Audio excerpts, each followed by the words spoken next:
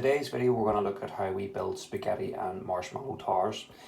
Here in front of me is all the materials that you need. So once again, as you can see, these are materials that are very easy to get a hold of in your local shop. So we have spaghetti sticks, we have marshmallows and paper or card, which we're going to use for the base of the tower. It's advisable not to build directly on a surface of a table, and the reason being we're going to cut the marshmallows in half and use the sticky inside of them to secure the base of our tower, and obviously that's quite hard to clean off a table surface.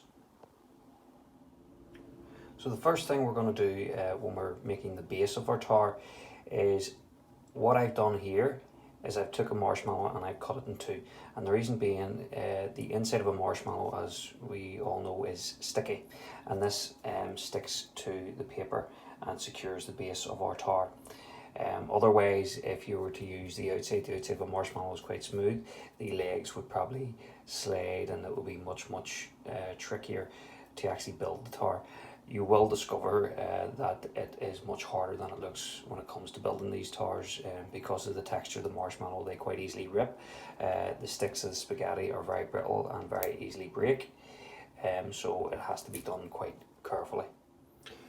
So what I've done here is I've made a square base for my tower using 4 spaghetti sticks and 2 marshmallows, which I've cut in half to make the 4 corners and stuck to the page, so that hopefully should be secure enough for the base of my tower. There's a wee bit of trial and error involved with this. You don't necessarily have to make the tower in the same way that I'm going to make it. You don't have to go for a square base. Some people like to play about with it using more than 1 spaghetti stick for legs, for example, or the beams that join the different parts. Like I said, trial and error, because what you have to be aware of is that the marshmallows rip quite easily.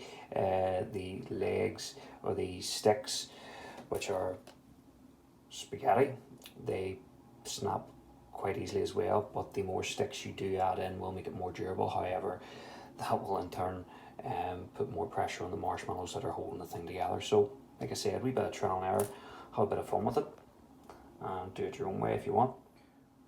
Okay, so what I've done now is I've added my 4 legs, and what I found was it was incredibly unstable when I went up a level, so I had to add a 5th support in the middle of the base, and I put these 4 support sticks in there as well.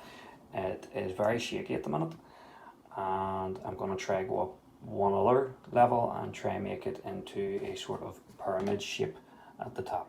Okay, so now what I've done is I've added 4 more legs going up from each of these marshmallows, and I have joined them by this 1 marshmallow up at the top.